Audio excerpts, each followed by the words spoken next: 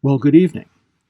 Welcome to the May edition of Sky Views, brought to you by the New Jersey State Museum Planetarium. I'm Bill Murray, planetarium technician at the planetarium. Let's take a look at some interesting sights visible in our May skies this year. We're currently looking towards the west on the evening of May 17th. It is about 10 p.m., just after the end of astronomical twilight, when the last of the twilight has faded from our evening skies here in New Jersey.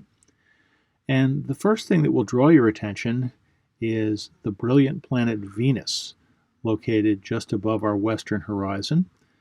Venus is the evening star this year, at this time in May, and it's been dominating our evening skies for several months now. Very easy to locate.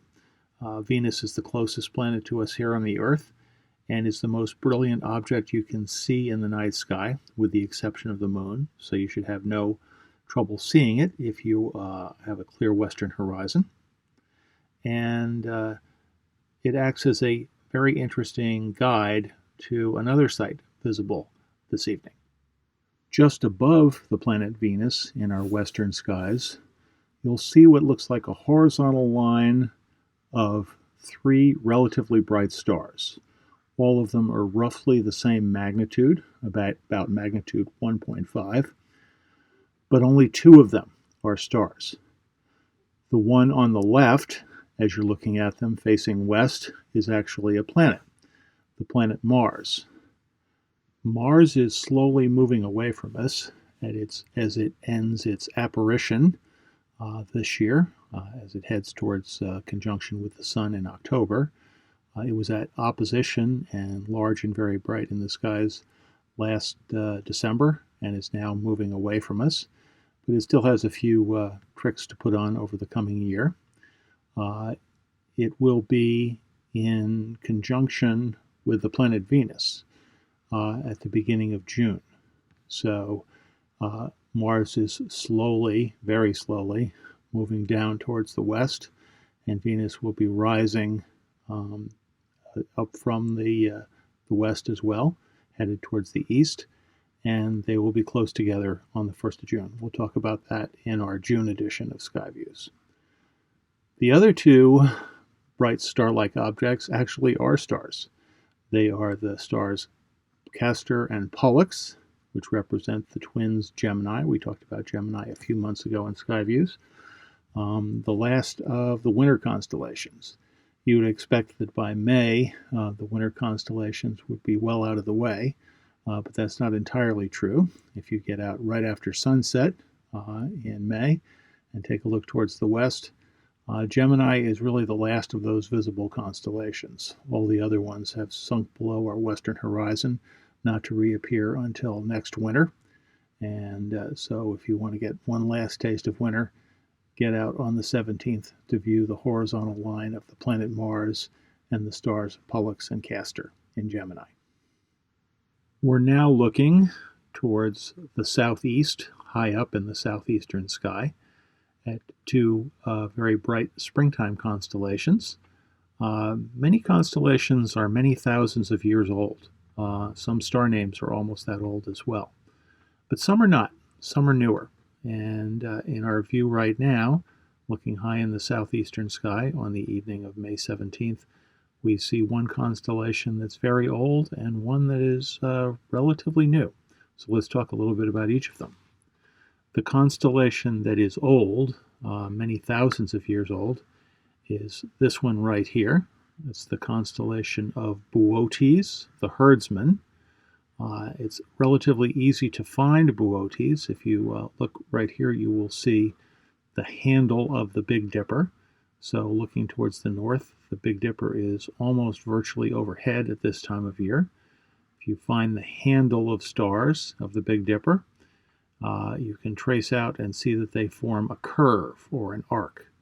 And if you follow where that arc leads you, it'll take you down to this bright yellow-orange star called Arcturus. That makes it easy to remember. You arc to Arcturus from the handle of the Big Dipper. Arcturus is at the bottom of a group of stars that kind of resemble a bent kite. and that forms the outline of the constellation of Boötes. In mythology, Boötes represents Arcas, who was the son of Callisto and Zeus. Callisto was a nymph, and Zeus, of course, was the king of the gods. He had a bunch of liaisons with a bunch of both mortal and immortal women, and this one resulted in the birth of Arcas. His wife was not amused, however. Hera, the queen of the gods, was very vindictive and would attempt to punish any of Zeus's paramours as well as their children as well. And so she turned Callisto into a bear, represented by the constellation Ursa Major, which the Big Dipper is part of, and sent Arcas out to hunt the bear, not realizing that it was his own mother.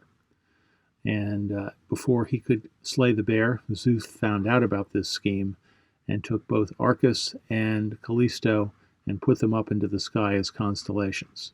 So now Arcas, Boötes in Latin, follows the bear around throughout the night and throughout the year as she circles around the pole star. The second constellation we're talking about this evening has a much more recent lineage. If you take a look in between the constellation of Boötes and the constellation of Ursa Major, the large bear, which contains the Big Dipper here, you will see a pair of dogs. That is the constellation Canes Venatici, the hunting dogs, and that dates back to the year 1687. It was formed by the Polish astronomer Johannes Hevelius, and he thought that because Arcas, Boötes, is hunting the bear, he should have a pair of dogs to help him out.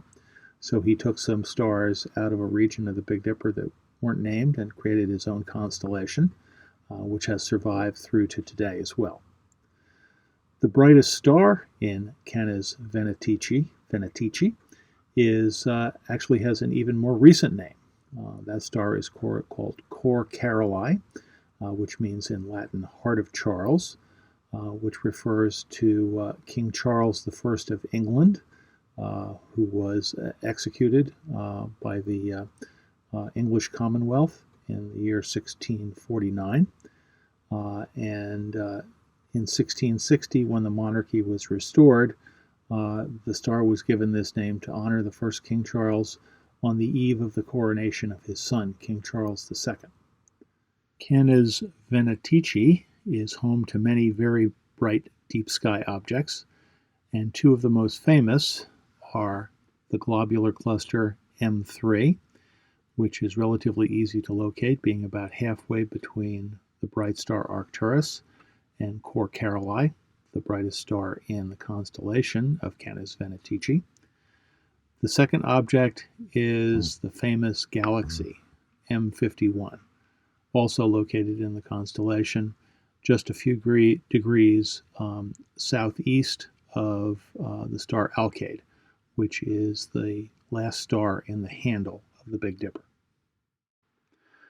Messier 3 was discovered in 1764 by the French comet hunter Charles Messier, one of the 100 or so bright deep sky objects that he discovered in his searches for comets.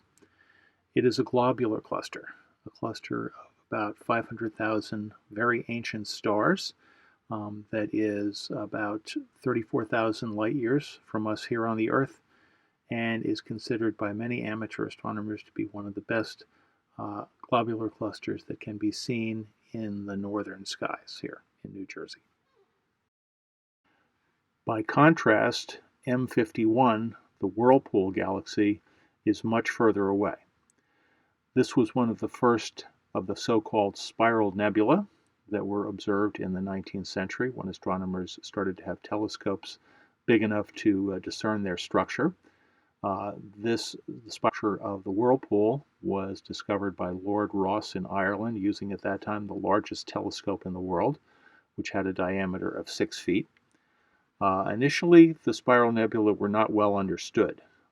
Astronomers thought that they were solar systems that were forming in our galaxy. It wasn't until the work of Edwin Hubble in the early 20th century, using at that time the largest telescope in the world, which was the Hooker telescope on Mount Wilson in California, that it was finally understood that galaxies are vast star cities of hundreds of billions of stars and much further away. So whereas M3, the globular cluster we talked about earlier, is 34,000 light years away, which seems like an unimaginably large distance, M51 at 31 million light years away is almost 1,000 times further than M3. Well, that's a look at some things that are visible in our May skies here in New Jersey. Hopefully the weather will be clear and warm, allowing you to get outside in the evening and take a look and see if you can find some of them. From all of us here at the New Jersey State Museum Planetarium, until next time, clear skies.